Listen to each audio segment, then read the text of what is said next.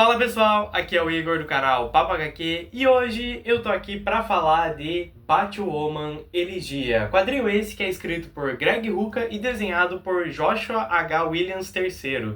Dois ótimos artistas, né? Greg Rucka, muito conhecido por Gotham de PGC e várias outras histórias mais investigativas, e o Joshua H. Williams III, que é conhecido por Sandman Prelúdio, né? E tem uma arte bem icônica que vocês vão ver agora. Mas chega de enrolação, vamos lá, começando pelo enredo desse quadrinho. A nova Batwoman enfrenta seu maior desafio até o momento, enquanto luta contra uma criminosa insana conhecida apenas como Alice. Inspirada nas obras clássicas de Lewis Carroll, Alice vê sua vida como um conto de fadas e todos ao seu redor como dispensáveis. Ela ameaça desencadear uma morte tóxica em Gotham City, e sua conexão com o passado trágico da heroína vai mudar a vida da Batwoman para sempre. Então, né, pessoal, eu tenho que confessar que esse quadrinho já tinha me chamado a atenção lá atrás, quando a Panini lançou, acho que em 2019, se eu não me engano. Inclusive, aquela edição compila um arco a mais do que esse daqui, são 3 edições a mais do que tem lá. Né, tem 3 edições a mais do que essa HQ da Eagle Moss, mas ainda assim é uma história bem bacana, sabe? Eu confesso assim, que no início, a primeira parte eu não tava curtindo tanto, que é essa parte da elegia. É interessante, cara, tem os desenhos fenomenais do Josh H. Williams III, não tenho o que falar, né? Cara, é bem interessante assim como ele faz, tipo, todo o momento em que a Batwoman tá vestida né, da personagem, ele acaba desenhando como se fosse realmente pinturas e coisas do gênero. E quando ela passa a ser só a Cat Kane, ele faz um desenho mais cartunesco, digamos assim, que parece até meio que um desenho animado de certa forma, sabe? Aqui dá pra ver bem, né, a diferença. E, cara, esse detalhe na arte é bem interessante. É como se realmente ela se transformasse quando ela coloca o manto de Batwoman, né? Então isso é bem bacana. A personagem em si é bem interessante, né? Ela é bem diferente. Aqui tem até uma certa transição, assim, né, do desenho mais cartunesco aqui pra quando ela vai colocar o uniforme, que aí começa a ficar mais uma pintura mesmo, né? Enfim, a arte assim é sensacional, mas o roteiro eu confesso que nesse começo eu achei meio confuso, sabe? Eu até depois fui ver no Guia dos Quadrinhos se, tipo, aquele encadernado que a Panini lançou, se tinha alguma coisa antes, e não, ele começa exatamente no mesmo ponto desse aqui. E pelo que eu entendi, isso aqui é meio que uma continuação daquela maxi-série lá, semanal de 52, né? Que foi, acho que um ano de publicação, que saía semanal, uma ediçãozinha, enfim, ele meio que complementava a Crise Infinita, se eu não me engano. E aí, por isso que talvez tenha ficado um pouco confuso, porque meio que isso aqui é uma continuação daquilo, sabe? E ele se passa numa época onde o Batman, eu não lembro se ele já tinha morrido na fase Grant Morrison ou não, mas eu sei que a revista do Detective Comics ficou com a Batwoman, sabe? Então o Greg Rucka teve como é que eu posso dizer, uma liberdade maior para trabalhar a personagem, né? E, cara, a história, assim, ela é bem louca, pra ser sincero, e eu achei que ela se desenvolve rápido, sabe? Isso é bom e ruim. É bom porque as coisas andam, mas é ruim porque eu achei um pouco apressado esse começo, sabe? É muita informação jogada e você fica tipo, tá, não sei se eu tô entendendo tudo que eu deveria, sabe? E ainda tem a questão da Batwoman, que eu não conhecia a origem dela, né? Depois vai ser explicado. Tanto que por isso que eu gostei mais do segundo arco que do primeiro. Primeiro a gente vai ter realmente a Batwoman contra a Alice, né? Até é bem engraçado, porque tem um momento em que elas estão brigando e a Batwoman fala pra ela, pô, você sabe que tem um outro vilão que já se apropriou das coisas do Lewis Carroll, né? Então é melhor ser mais, como é que eu posso dizer? Ser mais original, né? Essa parte é bem engraçada, assim.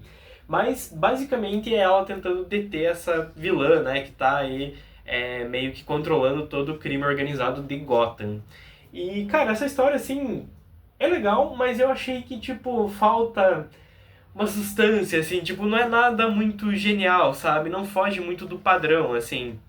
Ainda tem os momentos bem malucos, assim, onde do nada aparecem uns bichos aqui que são, tipo, uns, entre aspas, lobisomens, né? Porque eles se transformam em animais antropomorfizados. Enfim, bizarra essa parte. E aí, enfim, vai se desenrolando até o momento em que essa Alice vai tentar envenenar Gotham, a lá Coringa, né?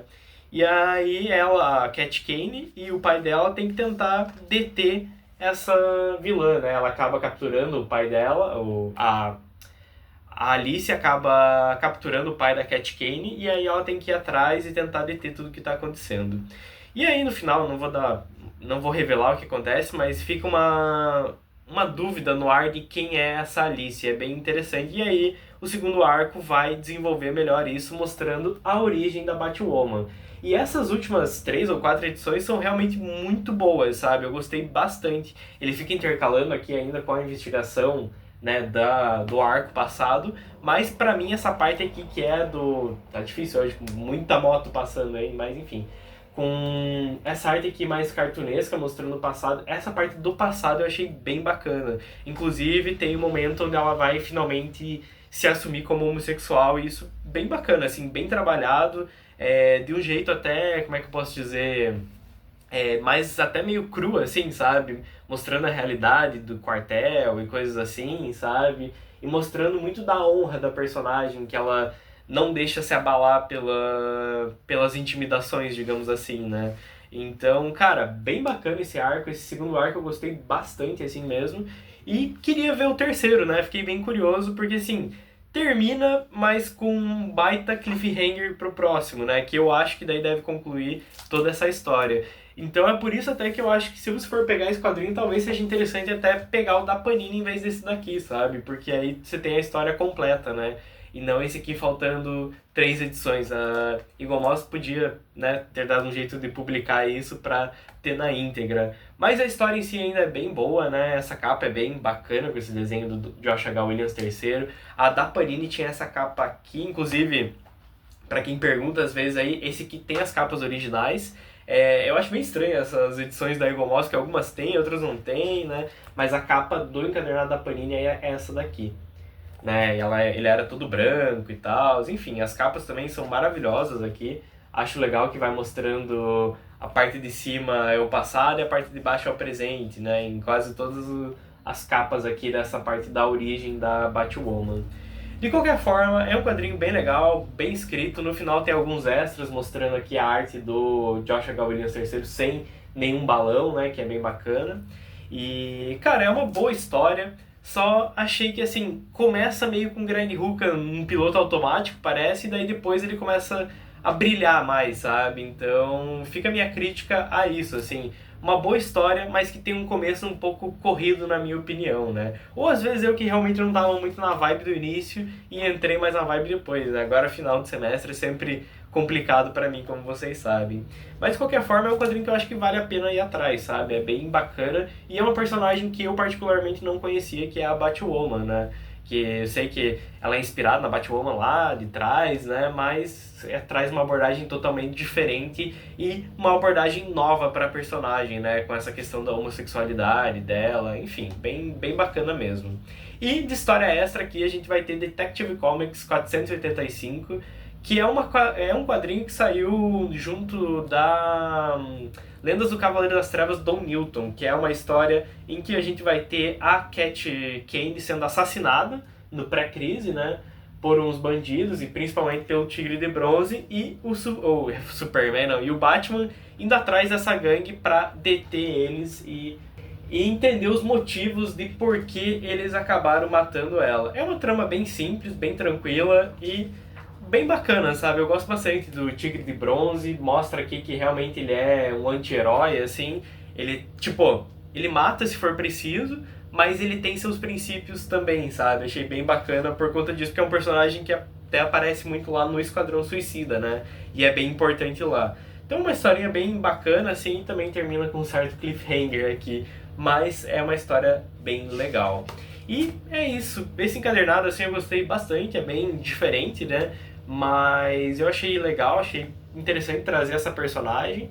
E fica a minha recomendação aí, se você quer ler algo diferente, né? Algo do universo do Batman que não tem necessariamente... Tem o Batman aparece em alguns momentos, mas ele é bem coadjuvante, não rouba a cena em momento algum. Ele só aparece para complementar uma coisa ou outra, né?